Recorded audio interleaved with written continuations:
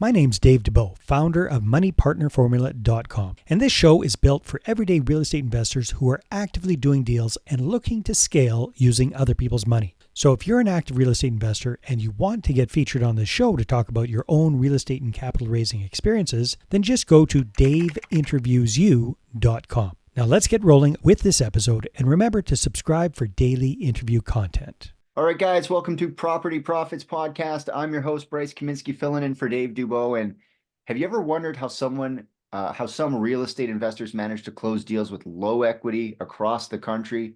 Well, today, my guest, Evan Ragsdale, a savvy investor specializing in subject to deals. He's here to unveil the secrets behind his creative financing strategies. Evan, welcome to the show. Great to have you here. Yeah, thanks for having me, man. I'm excited to have this conversation.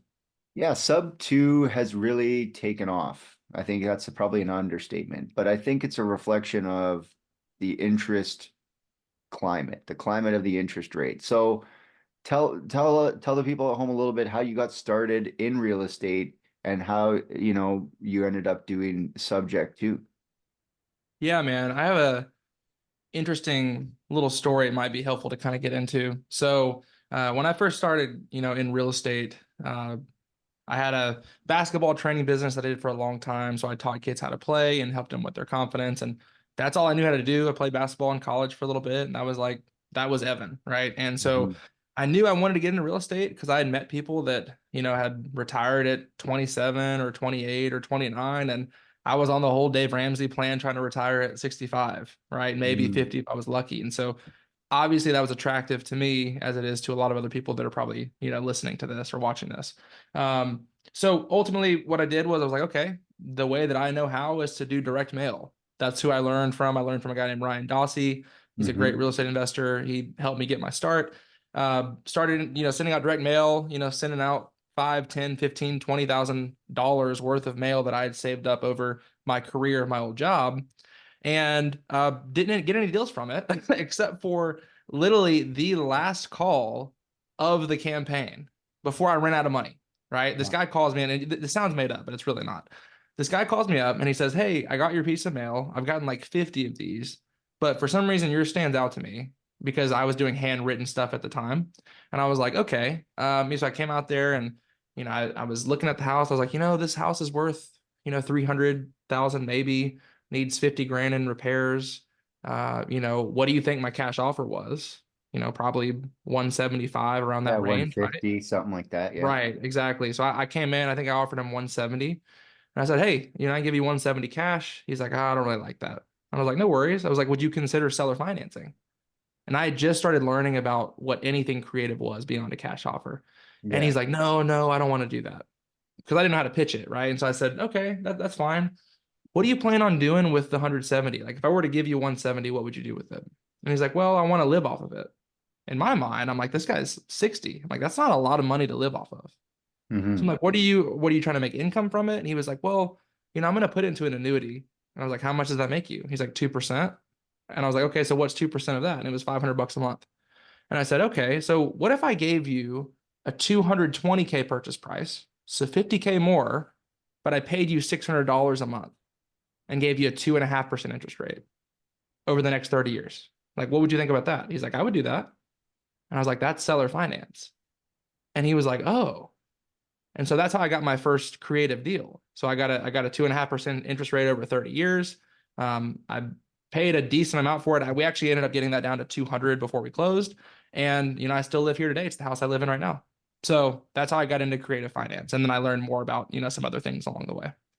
And yeah, that really seems to be where the creative finance conversation starts, is like the Mhm. rejection of the actual, like, oh, would you take 150? And they're like, not, not ever. And you're like, Right. okay, well, what do you need the money for? What are you gonna do? Let's say I gave you whatever you want, just a big bag of money. Oh, well, I'm gonna live off of it. Okay, well, giving people who've distressed their properties a big bag of money, they're not going to live off of it very long. It's probably better suited that you give them the $500 a month. That's probably a more realistic, I'm going to live off of this money anyhow. So, Yeah, um, totally. So with that, is that what really inspired you to focus on subject two, is just realizing, oh wait, aha, Hmm. there's deals that other people can't touch out here. Yeah, absolutely. Yeah, because before I started, listening to, Pace Morby and a ton of other creative guys, that followed, over the past, couple years, what I started seeing was that I was making cash offers and I thought I was a horrible investor because I wasn't this shark negotiator, and I hated it. Like when I made a cash offer, like it ate me inside. I'm like, I hate this. I hate doing this because they reject you almost, it feels like more than the offer, because they're like, why would you, they're offended by it, right? Mm-hmm. Versus when I make a creative offer, I don't think I've had anybody ever be like offended by that. I mean, I've had some people maybe like be like, "Oh, do you think I'm stupid?" like that kind of thing for like subject to, but you rarely ever get like, "How dare you?" like cuz you're just like, "Look, like you don't have any equity, right? Or you have a ton of equity. Would you be my bank?" Like Yeah. why would someone get mad about you asking that? Like Yeah. it I doesn't make also any saw sense. that like I think it was Alex Hermazi. He said reframe it with a no. Would it be ridiculous if we talked about creative financing? Because the Right. human brain wants to say no. Would it be ridiculous if we talked about creative financing? Like, no, not at all. And now you got an open. But if you say, hey, you ever done a vendor finance? Because the human brain wants to say never wants to say yes, because now we're Right. getting tied down. We have this evasion of the word yes. So I've True. really been switching my verbiage and my scripts, etc., is to frame things like, would it be ridiculous if we talked about my products and services right now? Mm, No, not at all. Okay, let's talk about it. But yeah, it right. would be ridiculous. Okay, fair enough. But it's Yeah, interesting that humans want to say no. They have no problem saying no, but they true. don't want to say yes. So like with creative finance, it's interesting how it's like it's not really something you have to struggle to bring up. But I Mm-mm. think what people struggle with the most, and maybe you could speak to this, is like explaining it. How do you navigate the typical subject to deal? Mm. Well, maybe we should start with what subject to is. I Yeah, don't hit know it. because I think it's going to be complicated talking about how we explain it if we don't know what it is. But like, so subject to, in the simplest form, the definition is that you're buying a house subject to something in place, right? Mm-hmm. And so when we say the word subject to, what we're referring to obviously is that we're buying a house subject to an existing mortgage in place, which means we're going to buy the house, right? That house probably has a mortgage associated with it in most cases. And we're Mm-hmm. going to say, hey, instead of us going to get this new loan to pay off this old loan that's 3%, how about we just make payments on that 3% loan and that loan stays in place, right? That's what that means. So the cool thing, and a lot of people don't know this, is you can buy a house subject to almost anything. Mm-hmm. So you can Mm-hmm. buy a house subject to an HOA lien, to a mechanic's lien, to judgment sometimes, to secondary liens like HELOCs. Technically you buy a house subject to the plumbing in place when you buy it, right? Mm-hmm. So there's all these different things. It doesn't have to be this strange thing, and so that's what subject to is. And a lot of times you see it with like family members. I think it's probably more common in that area. A grandfather's like, "Hey, I'll pass you my mortgage, in my house. You just keep paying on my mortgage, grandson." And no one blinks at that. But when an investor comes in, all of a sudden it's a scam, right? Yeah, So, well, of there's that trust. There's like a trust factor. Like course, you're gonna pay my consistently, like because the bank scrutinizes people like crazy. But when it comes yeah, down to like me and you, I got a house, you want a subject to it. We might just be like, I like his vibe, he says he could hmm, do it, and ultimately, if he doesn't do it, I'll just take the house back. So, right, yeah, it's a fairly low risk thing for someone selling, or rather wanting to dispose of the responsibility of owning, because they're right, not really selling, they're kind of disposing, they're advocating their responsibility of the deed, which is to maintenance it and to keep it the title clean and to keep the taxes paid and all that. That's your problem now. right. And in lieu of that, you're going to pay me a little bit of money and you're going to take my problem and I'm going to technically keep the title, but you're going to have the deed, is the way that it's kind of been explained to me. How far off is that? It's not super far off. I would say the difference is the deed is obviously who owns the property. The title is how you own it, right? Right. And so Right. those two aren't necessarily, they don't have to be different. So like I would say they have no further ownership of the house. So they're not on title, they're not on the deed. They do have a lien on the property, so I guess you could say they're technically on, title, that kind of thing, but in a normal subject to transaction, like just a straight, we call it like a naked subject to, or it's just like bare bones, they really Where they don't have have. they have no mortgage on the property. They're just like they have 100% equity, and Yeah, that would be they're seller like, hey, finance, right? yeah, Yeah. So a naked subject to would be like you're taking over their mortgage that they already have, but you're not going to give them a lien on the property to be able to legally foreclose on you. It's just like, hey, you better hope that I make the payments. Whereas hmm the way we do it is we set up something called a mirror wrap, which just means that we owe the seller the same amount they owe to the bank. So if they owe 200 on their mortgage, we also promise to make them that as well, right? They mirror each other, they pay down at the same time.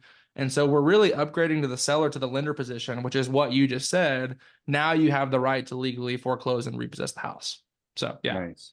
So a little Mhm. bit more paperwork, a little bit more security For sure. for the owner. So when you Yeah. talk about securing these deals, some agents are aware of the process and how it works, and that they understand that they could actually like make money doing these.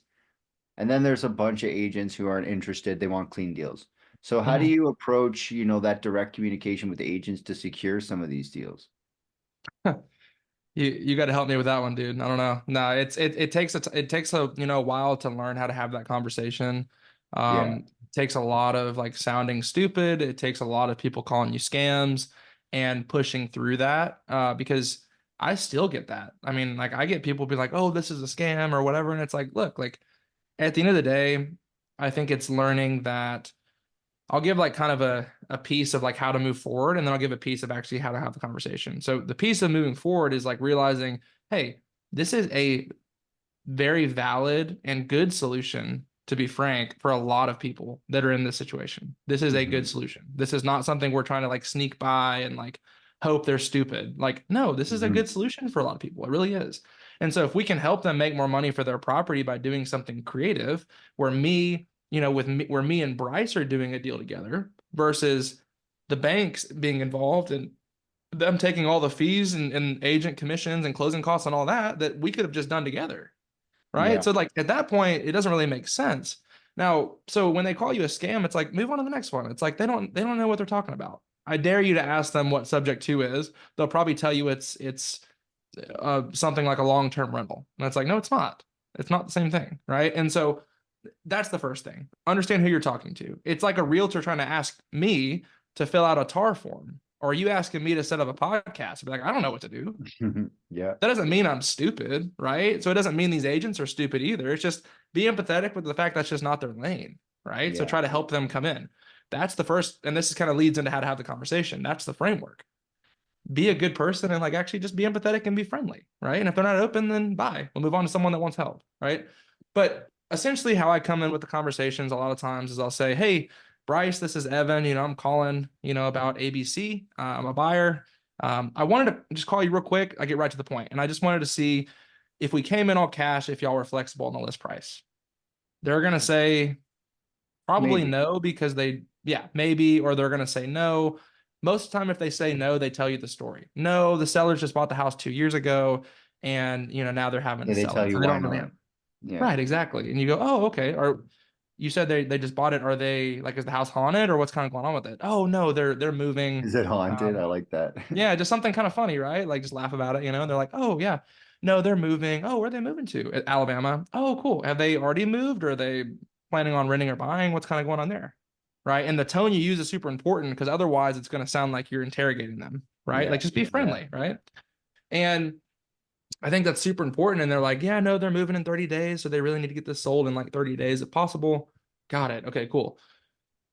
Now you understand, are they looking to buy? Are they not? What kind of objections are going to come up with the debt to income ratio, which we can talk about later? Like, how does that work? hmm Um, but yeah, dude. And then you have that conversation. You say, okay, well, it doesn't look like cash is going to make sense here. Have you had any other investors calling you on this one, or mainly just retail buyers? You want to know, have they been pitched subject to 1,000 times and hate it? Or have they not heard Never heard about of it. Yeah. exactly right? Because if they haven't heard about it, you go straight into your pitch and kind of be more direct. if they have heard about it, and they're like, all these dumb lease options subject to wraparound, they just say all these terms, right? And it's like, okay, I need to help educate without pitching, Mhm. right? And the way you do that is really by like saying like, oh, that stinks. I'm sorry, those offers seem sketchy. Yeah, they're so sketchy. I know who would ever do that. Yeah, I mean we've done some of those. Like I would say about half of our business is actually those deals. Like, and I don't know exactly what they explained to you about the offer, but it sounds like they didn't do a good job of explaining how your seller was protected. No, Mhm. not at all. Yeah, and then you go into like how you protect your sellers, right? It's that simple. So, Yeah, a lot of people aren't doing mirror wraps though. They're just yeah, doing napkin right. subject to. Sure. So as far as scaling and hiring people, it's usually a challenge, but you got it listed here as one of your biggest challenges. How do you plan to overcome this obstacle?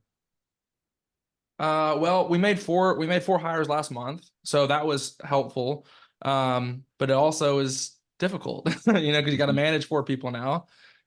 So, but I love everyone on my team, and I really enjoy getting to work with them. They're all here, based in Nashville, which is where I live, which is Nice. awesome because we all get to be close together. But as far as like getting over that hurdle, I think it's just like trusting. It's hard when you never feel like you've done something long enough, right? Like you're like, oh, like, I've been doing real estate for 2 years now. And it's like, well, I've seen how much success it's brought me and, and helped me with my finances, but like maybe that won't work for these four people that I hire. Right. And then you get worried, or maybe I can't afford to pay these people because like, what if it doesn't work? Yeah. And so it's like, you just have to have enough reserves to where you're comfortable taking the loss if it happens. I Yeah. think, you know, that. I mean, if Yeah. you're a We business were guy, it's just running time. we were running a wholesaling team into the 2022 market correction. So things were going great. We're rolling, interest rate, interest rate, interest rate, interest rate. Suddenly the game's not exciting anymore. And we had to take a couple of L's on the 5K kind of size, but it could have been worse. Mm-hmm. In the grand scheme of things, to lose to pay investors 5K back and to be down 5K after rolling like 178 in 3 months. Okay. So 10%, Yeah, maybe a 10% loss. But that fear of like, okay, if I get employees, can I keep them? Can I afford to keep them? That's real. Especially in like a commission game like the one that real estate can be. So for sure. definitely, yeah, you gotta like, are you worried about opportunity loss? Putting people in seats that they're starting to burn bread, and you're like, okay, I can't run a bakery with all this burnt bread. Like, what's going on, guys? Yeah, dude. I mean, that's definitely a part of it. I mean, most of our marketing is basically free marketing. It's just agent outreach. Yeah, So luckily I don't have to worry too much about that. But I mean, a lot of it is like wasted, like I don't want to say wasted, but like, yeah, leads that are getting burned or a little toasty that, Mhm. maybe if you had someone better in that spot, could have gotten a deal for sure. Yeah. Yeah. You never know who's burning the bread until it turns out it's burnt. Dude, so true. So break down the 10 deals in a month. That's pretty good. I mean, there's people on scale doing more and less, but Yeah, still, um, if you can like maintain that pace, that's like what, 500 something, 600 deals a year. Um, what do you attribute the success and the outcome of 10 deals in a month? bro. I mean, Hard work? honestly, Here's the thing, everyone always says this. I'm like, what's the secret? And then what do people no, say? the, I the did the work consistently for a period in which I maintained it and then I closed. So hard work is the secret sauce, and then people are like, "Oh, I don't want to do that. I was hoping for a secret." So right. Yeah, I was hoping for a course. Yeah. what's the I have a edge? course that I can sell you. No, I'm joking. Yeah, why So not? It's yeah, called hard right. work. Yeah, exactly. So like you said, right? Definitely. Work the um combination of, that and maybe getting like lucky for sure, right? On some deals. I think that building relationships was the biggest thing. Like, so people talk about hard work, like, smiling and dialing and that whole thing. For me, like, creating a brand for myself as like, creative finance guy and being that guy in my market to go to, like trying to become the subject to guy has Mm-hmm. brought me more business than me trying to spend all this money on marketing and trying to go hire all these people or me smile and dial. Like I can sit Yeah. here on my phone or I can go get coffee and then all of a sudden I got like 5 pretty hot leads where they're like, hey, can you help me close this and I'll give you 50%. Mm-hmm. That's how you really do 10 deals quickly. Like if you're looking to like scale, I think it's a lot easier just to like be the expert in your area and tell people that you're willing to help them. Mm-hmm. That's a different piece of advice I think people oftentimes like don't give because they're like, well, you just need to master your business. And it's like, well, maybe don't be so selfish. Like maybe go lend a helping hand or run an event or teach someone how to do this that they didn't know before. If you can teach someone one thing about subject to, or in your case, about podcasting or about real estate or whatever it is, like, and they're like, wow, I never thought about that. Like, that was so genius. Like, who are they going to come to the next time they have a problem about that specific thing? Probably you. Mm-hmm. Right. So I think that's the biggest thing I would say. Yeah. Relationships. Yeah. Well, I was doing I can't remember, I think it was like a training or I was on a call and I said, it came to me, all marketing is a money pit and all networking is compound interest. So if Yeah. you're going to continue to like do anything on a daily basis, it's connecting with real people that are lasting in the industry.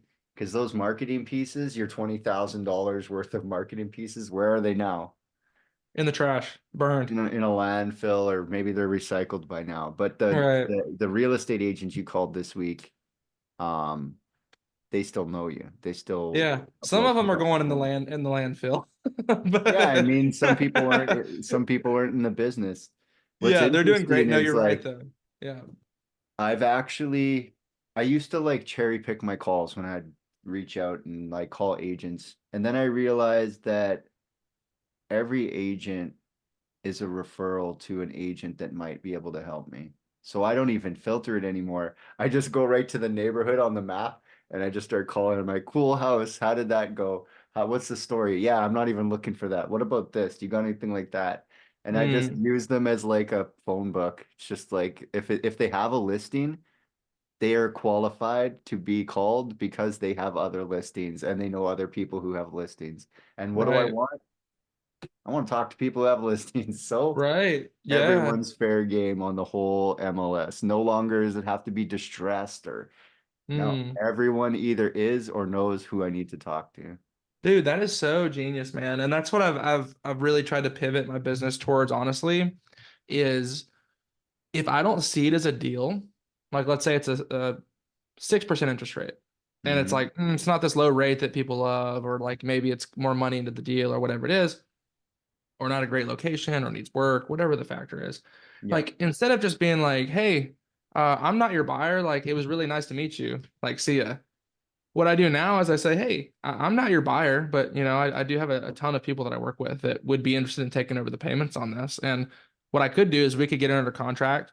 I could start marketing this like to find the buyer for you.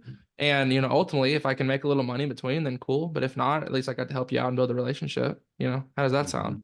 Hmm. And like 80% of these people are like, yeah, that'd be great. And 50% of those deals turn into like 10, 12, 14K assignments. So Yeah. it's like, why would I not do that? Like, I mean, it's not like that hard to post a post in a Facebook group. And we learn these things by doing so many calls. You're like, you know what I could do is I could make Hmm. money on all my calls. I think that would be Yeah. better than just half of them or 25 or 20, 10%. Right. Yeah. Yeah. I was throwing away deals. And like, and how it happened was an agent one time was like, I know this isn't for you, but do you like know anybody? And I was like, yeah, but like, I don't want to lock you up under contract. Like, and like, cause I don't really know if they're interested. And she was like, well, maybe we could do like some kind of contingency. And I was like, huh. And then I was like, we could do a contingency that I guess allows you to terminate the agreement if you find a buyer before I do. Yeah, like a 48-hour clause or something, like if someone comes to the table, you get right of refusal, and if you can't close in 48 hours, the deal's Yeah, over. right, Give them an exactly. exit hatch and yeah. And she was like, that's great. And I was like, cool. So that's what I do with a lot of these agents now. I think that's a pretty smart way. Because most of the time, if they're talking to me, they're not going to be able to sell it anyways. Now, are you virtual at this point, or are you still local in your own market? Yeah, we buy in Tennessee, Alabama, Georgia, Kentucky, North Carolina, South Carolina, and Texas, and Florida. So So like those that part. yeah. Nothing up here, everything down here. Not yet. No, not yet. I had one the other day in like Michigan. Are you holding these things, or are you mostly assigning these things? We assign about 75%, I would say, 75 to 80%, and the other ones we hold or we'll wrap them. So Yeah. Because if you look at that like future map, it's all gonna be underwater. So you probably yeah. just kidding. Probably may need to, yeah, exactly. Yeah, who knows? So subject to, people who are thinking about getting into that, what advice would you have for someone who's like, creative finance strategy subject to maybe I'll do that? I would say don't do it if you just want to throw out numbers. Like if you just want to throw out cash Explain that. numbers, yeah. Don't do it if you're going to throw out numbers. Like if that's what you want to do and you're just like you're only in it for the money, like don't do it. It's too difficult and there's too many problems that you have to solve sometimes for free to help somebody out and to build a reputation that people now trust you to bring deals to, right? And so I would say, and also the education piece, like make sure you're doing a ton of education, like spending money, like even on paying attorneys, but to meet with them. And, that's what I've had to do. And it's really helped me kind of dispel some of the myths. And the last thing I would say with that is like creative finance is naturally strange and it's hard to understand for agents, for us, and especially for sellers that have only bought and sold maybe one house in their life. Yeah. Like this is a very difficult concept for them to understand. Right. And so I think for anybody that just because they have a 2% rate doesn't mean you have a deal. Like investors will bring me deals all the time, deals and quotes. And they're like, they have a 2% rate. It's great. They have no equity. And I'm like, well, what favor are we doing for the seller? And they're like, I don't know. And I'm like, well, you probably don't have a deal. Right. You need to be doing a major favor for the seller. And if you don't know what that is, figure it out. So that's what I would say. Yeah. Yeah. Well, it's always comes back to like people are always thinking it's like the we buy houses business, but I always like to look at it like it's the we buy problems business. If you can solve problems, you can buy houses. But if you're just trying to buy houses, there'll be problems. There'll be problems you don't want to or can't navigate. So get So good true. with solving problems and you end up buying a lot more houses. So yeah, so if people want to connect with you, they want to find out more, they want to, send you deals in those markets, what should they do? How do they find you? Yeah, dude. So you can follow me or connect with me on Instagram. You can reach out to me there. My Instagram is Creative Finance Guy. So Creative Finance Guy. Reach out to me there. Watch some of the content. Let me know, what you like, what you don't like. And ultimately, feel free to ask questions. I also have a free Facebook group and Zoom calls that we host every single week for free on Mondays at 9:30 a.m. Central Standard Time, where we talk about these creative deals, how to find them, and ultimately like how to help more sellers and agents while making money. So yeah. Awesome. Well, I really appreciate you stopping by. And again, the creative finance is proving to be the winning model in today's interest rate economy. So I really appreciate you stopping by. Thanks for having me, man. Appreciate it. No problem. Until next time, guys, we'll catch you on the next episode. Hey there, I really hope you enjoyed that episode. And as always, if you want to listen to more daily interview content, make sure you subscribe. And if you're an active real estate investor and you're doing deals and you'd like to get featured on this show, then just head over to daveinterviewyou.com. Now at moneypartnerformula.com, we help real estate investors to create a process for predictably getting capital so they can do more deals without relying on hard money lenders or the banks. We do this by building them a private capital marketing system. Now, if you want help turning yourself into a big money capital attraction machine, then book a call with our team to see how we can help. Just visit moneypartnerformula.com to find out more. All right, take care, and we'll see you on the next interview.